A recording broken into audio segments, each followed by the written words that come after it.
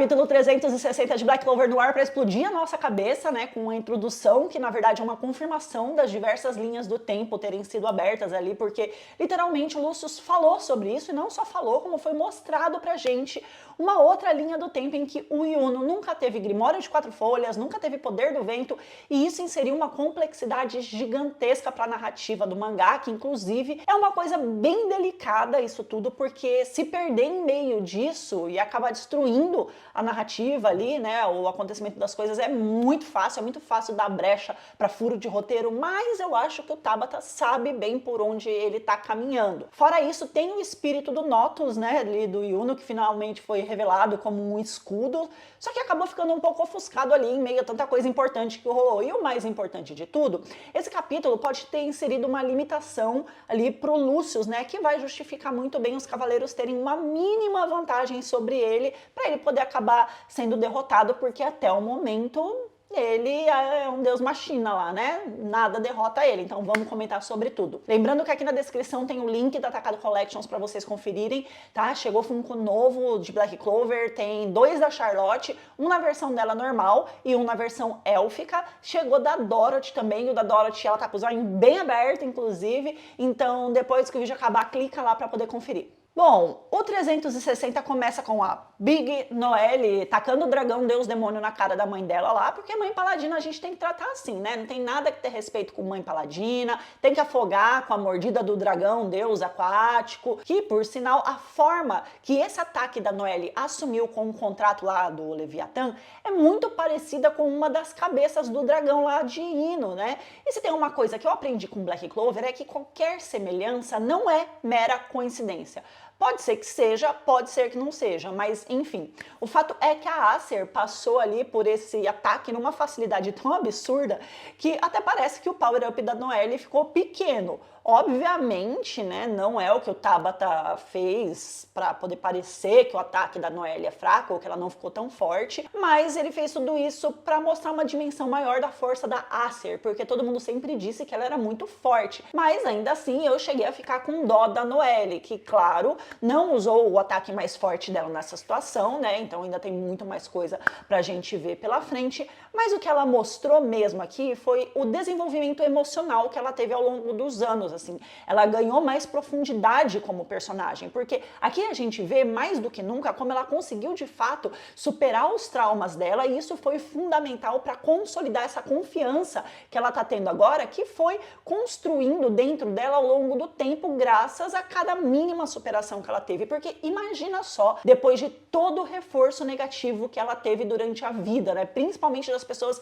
que têm mais laços estreitos com ela, que são as pessoas que mais influenciam na construção da nossa personalidade. Então ela conseguiu ficar ali diante da mãe, da qual ela sempre foi acusada e muito acusada de ter causado a morte, e conseguir enxergar nesse momento, nessa circunstância, que ela é inimiga, né, e deixar o emocional ali não dominar ela, significa que ela entende que ela precisa enxergar aquela mulher como adversária, porque não fazer isso pode significar ali uma derrota para a humanidade, né? Cada inimigo que não se é derrotado é uma chance maior da humanidade sucumbir ao Lucius. Então é uma evolução tremenda, né? Que nem o coração de gelo do Nozel conseguiu alcançar. Então, mesmo que a aparição dela nesse retorno agora tenha ficado tão pouco em evidência, é nítido o quanto o Tabata realmente se importou em trazer essa evolução tão sólida para ela. E eu digo mais, poucas personagens femininas em shonens foram tão bem construídas em todos os âmbitos como a Noelle, inclusive em relação às tetas, né? Que estão cada vez maiores aí. Não que eu ligue para isso ou que afete a minha opinião sobre o mangá, mas eu ainda acho meio desnecessário, né? Peitos cada vez maiores e roupas cada vez menores a cada transformação dela. Até porque quando ela tá no dia a dia, gente, por mais que os peitos dela fiquem cobertos, é muito nítido que ela tem peitos pequenos, né? Não tem o mínimo volume ali. Então é uma incoerência no mangá irrelevante, mas é isso. Mas o que me incomodou de fato com a Noelle foi o fato dela ter ficado tanto tempo fora de cena e aí quando ela volta, ela ter ficado tão pouco em evidência. Eu obviamente queria mais, porque eu tava há muito tempo na expectativa de ver ela de novo e eu entendo que o Tabata quis inserir aqui um plot para não deixar a história muito repetitiva, né? Ah, encontrei um aqui, vou lutar, encontrei outro aqui, vou lutar, mas é que o Yuno já teve tanto em evidência ao longo dos, sei lá, 50, 60 capítulos que passaram,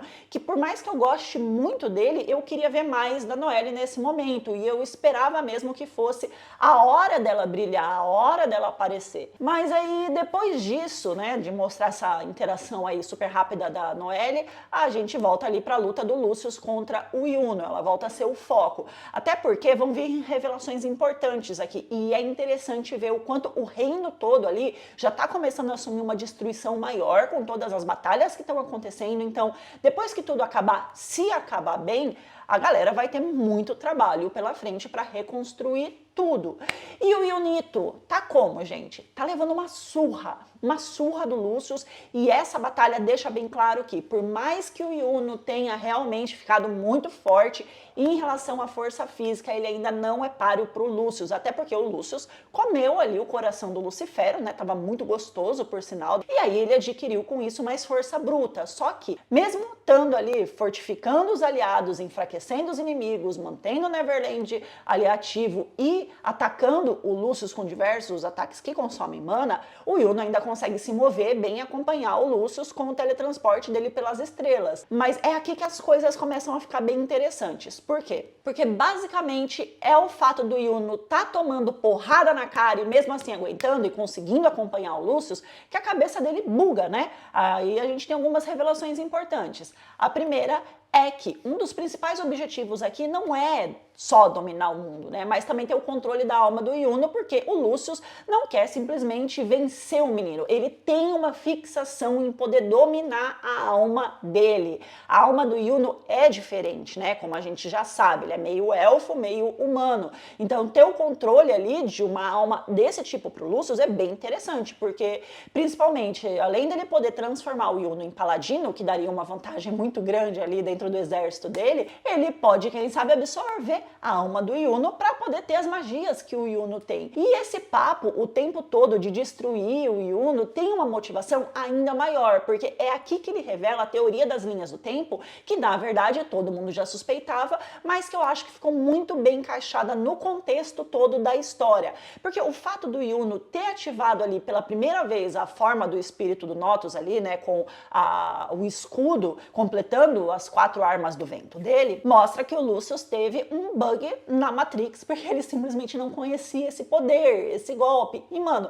a cara dele é muito engraçada, porque ele fica tipo aquele meme da Nazaré, confusa, sabe? Então aqui entra a revelação de que existem as várias linhas do tempo e que basicamente funciona assim. Desde que a gente nasce, tem a nossa linha do tempo aqui, né? E aí a cada escolha que a gente faz pode alterar o curso das coisas, é abrir uma nova linha do tempo simultânea, na qual, vamos supor assim, eu me irrito com uma pessoa e aí eu tenho 2 possibilidades: dar um soco na cara dela e não dar o soco, simplesmente sair, ignorar e ir embora. Se eu der o soco, vai abrir uma nova linha do tempo, né? E o futuro vai mudar, trazendo as consequências dessa minha atitude, enquanto a linha do tempo original, em que eu escolhi não dar o soco e não sofrer as consequências com isso, vai caminhando aqui. Então, é uma possibilidade de infinitos universos, né? Em que existem várias versões de nós mesmos que chegaram até lá por causa das escolhas, as pequenas atitudes que a gente teve ao longo da vida, né?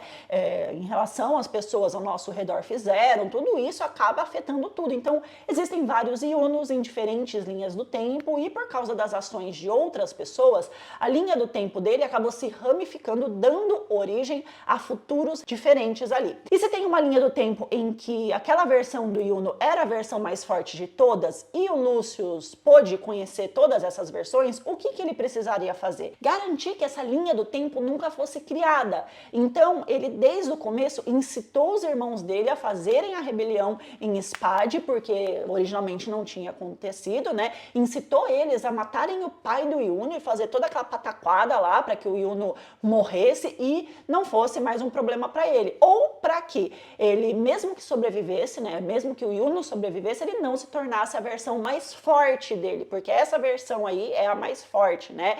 Essa do reino de Spade, sem rebelião e tal, foi onde o Yuno ficou mais forte. Se ele não fosse tão forte, ainda que ele estivesse vivo, ele não ia ser um problema pro Lucius. Só que eis que o Lucius nunca contou com ele. Aquele, né, que nasceu como um desfavorecido, mas que na verdade é o salvador do mundo, que é o Asta vulgo anão bombado, porque de todas as possibilidades temporais que poderiam acontecer, em todas elas o Lucius tinha vantagem. Então, o fato da Leona estar aguentando o tranco com o Maurice e não ter morrido, como o Lucius viu, né? O Fuego também tá vivinho ali, ainda meio que capenga, mas tá vivinho. A Noelle ser muito mais forte do que qualquer outra Noelle das outras linhas temporais, mostra que alguma coisa inesperada alterou toda essa realidade de uma forma em que o futuro dessa linha temporal está acontecendo ali, ele não existe, o futuro ali não existe, ele está sendo escrito agora, está sendo construído agora, e se uma coisa não existe, ela não pode ser vista, não pode ser visitada. Esse conceito é bem complexo, eu entendo, é bem no estilo daquela série Dark, sabe? Depois eu posso explicar mais sobre isso em um outro vídeo, né, em outra situação, mas o fato é que a falha do mundo, vulgo Asta, ter nascido afetou completamente essa realidade aqui, dando início a uma linha do tempo que ainda está em construção e na qual o Lucius não pode visitar porque o futuro dela ainda não existe, ela está sendo construída agora. Cada acontecimento é completamente novo para ele. Então, só o fato do Asta nascer já mudou completamente o destino do mundo e tudo o que é modificado, ainda que seja por uma interferência indireta do Asta, abre uma linha do tempo que não tem futuro, né, que está sendo escrito pela primeira vez. Então não tem como o Lucius ver, por isso o Asta é imune ao poder do Lucius. Não porque a antimagia esconda o Asta, né, mas para você ver o futuro ele precisa existir, ou as suas possibilidades, né, para poder você pensar nas suas possibilidades. E a vida do Asta com a antimagia dele afeta de uma forma, né, em que cria uma realidade que era inexistente até então. Eu não sei se eu tô conseguindo explicar bem, esse tema é bem complexo, eu tenho um bom entendimento dele na minha cabeça, mas eu acho que eu não tenho didática o suficiente para conseguir detalhar para vocês. Tomara que vocês estejam entendendo aqui o que eu tô tentando passar e que eu não esteja ali sendo muito confusa e nem muito prolixa, como diria o Haluka, né? Isso explica o porquê o Lucius não sabe que o Asta tá vivo, né? O porquê ele não sabe que o Asta tá lá em Ino. Inclusive, isso prova que o Lucius não sabe que os paladinos dele foram empacotados lá, cara. Isso é muito foda, vocês não têm noção, ou talvez vocês tenham.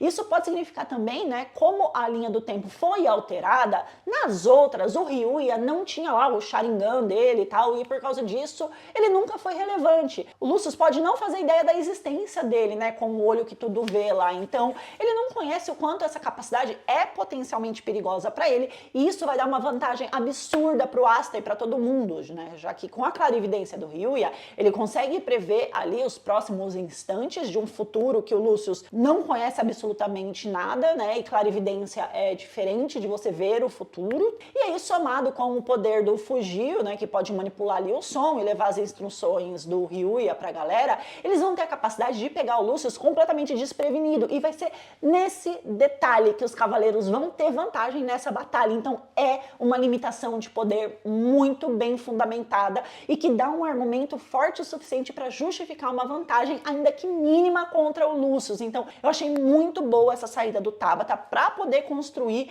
uma possibilidade de vitória nessa situação toda. Então o que todos eles estão vivendo aqui é a linha do tempo em que a Licita escolhe deixar o Asta lá na frente da igreja, ao invés de ficar com ele e matar o filho dela lentamente ali, sugando, né, a vida dele. E isso fez com que todo esse universo fosse impactado. Só o simples fato do Asta nascer já gerou um impacto alterando as coisas, o fato da Licita abandonar ele lá gerou outro, e daí por diante. Cada ação que o Asta teve ao longo da vida, cada interação que ele teve com as outras pessoas, abriu uma linha do tempo nova, que abriu uma nova, e aí por diante. Então as possibilidades possibilidades de linhas do tempo que o Lucius não viu são gigantes. A ideia de caminho do tempo ali é justamente a severidade da diferença entre cada caminho do outro em pequenos e simples detalhes que afetam, trazendo grandes resultados ali sobre a vitória da humanidade, né? Ou da derrota pro Lucius. Agora, o nascimento sem magia do Asta pode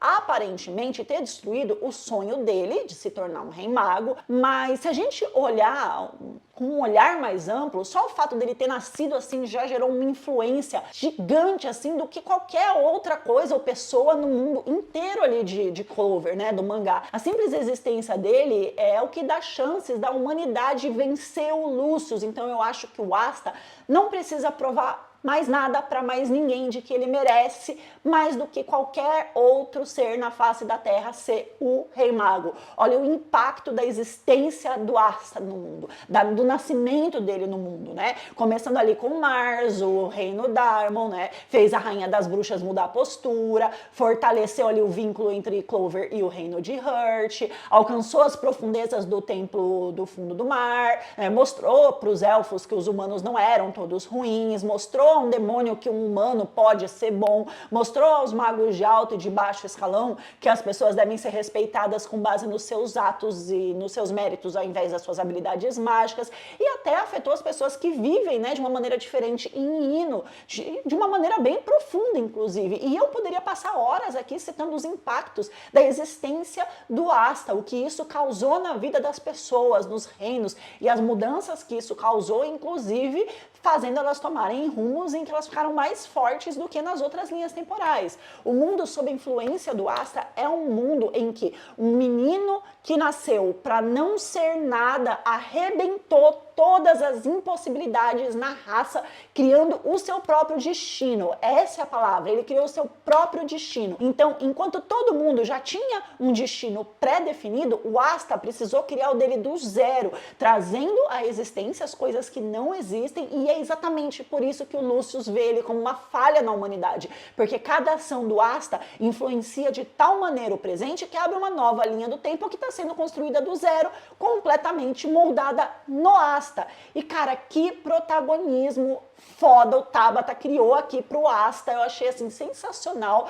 Eu não sei se vocês têm a noção disso, da amplitude disso, do peso, se vocês conseguem enxergar do mesmo jeito que eu, mas assim, tá sendo muito genial. E tem outra coisa, o Lucius não lutou pela força como todo mundo fez ali, treinando, se dedicando, ele simplesmente examinou todas as linhas do tempo e queria o caminho de menor resistência, o que fosse mais fácil para ele poder ficar no topo, né, e em que as pessoas fossem mais fracas que ele, assim, ele não ia precisar se esforçar tanto, enquanto o Asta não teve escolha a não ser seguir o caminho mais difícil, literalmente abrindo o caminho do seu destino para poder ser respeitado, para poder alcançar as suas conquistas, os seus sonhos. Então, olha que paralelo foda o Tabata criou entre os dois aqui. Um que quis o caminho mais fácil para poder chegar no topo, em que ele pudesse ir ali pela linha do tempo em que todo mundo fosse mais fraco, e outro em que não tinha escolha e foi arrebentando as montanhas para conseguir conquistar alguma coisa. E toda essa revelação desse capítulo mostra que a motivação do Lucius nunca teve nada de altruísta, apesar de que isso a gente já tinha certeza, né? Mas a questão é que ele nunca quis criar um mundo justo, um mundo de paz. Ele queria um mundo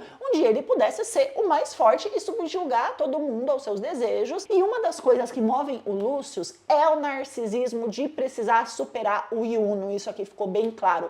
Ele quer matar o Asta por ele ser a falha na Matrix, né? Ser o responsável ali por abrir essas linhas do tempo que ainda estão sendo construídas. E isso tira do Lucius o poder de saber tudo, a capacidade de controlar tudo, e superar o Yuno é um desejo de autoafirmação que ele precisa alcançar para ele mesmo se provar como forte o suficiente, porque no final das contas o Lucius criou uma competição emocional dentro dele, né, contra o Yuno, porque a existência do Yuno fere emocionalmente o Lucius, e destruir o Yuno é destruir essa ferida emocional, é destruir o único ser que conseguiria poderia ter uma chance de derrotar ele, entende? Sabe, quando a gente admira tanto uma coisa que a gente não é e isso gera um ódio na gente contra aquela coisa, é mais ou menos por aí. E tudo isso abre possibilidades pra gente especular sobre um possível traidor contra o Lucius, né?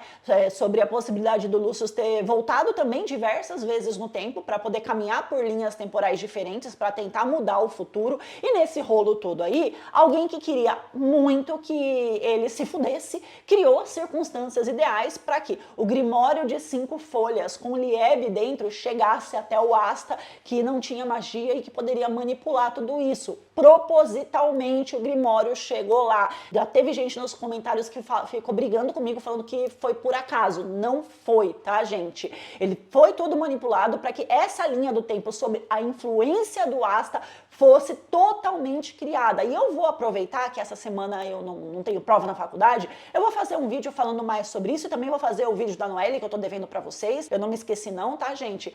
Mas é sobre isso. E já aproveitando que eu tô falando isso aqui, essa semana eu postei um vídeo lá sobre a Netsuko, então dá um pulinho depois no canal, porque eu queria muito falar sobre outros animes, mas quando eu falo, o engajamento é muito baixo. E aí isso acaba afetando os outros vídeos Black Clover também, porque o algoritmo é uma merda, mas enfim, voltando aqui, porque eu fugi do raciocínio, esse foi pra mim um dos capítulos mais robustos de Black Clover até agora, muito bem fundamentado, muito bem construído, e a gente sabe que o golpe do Yuno ali no final não vai resultar em grandes coisas pro Lucius, né? O Neverland já vai se desfazer e ele vai tomar uma solada gigante. Mas é aquela coisa, né? Ele vai conseguir atrasar o Lucius tempo suficiente pro Asta chegar e brilhar. Então, me conta aqui o que vocês acharam desse capítulo, porque eu tô empolgadíssima com ele, tá vindo muita coisa na minha cabeça, assim, que eu queria fazer 1 milhão de vídeos, só que infelizmente eu não tenho tempo, mas eu vou tentar, tá bom, gente? Um beijo pra vocês, um ótimo fim de semana, até o próximo. Tchau!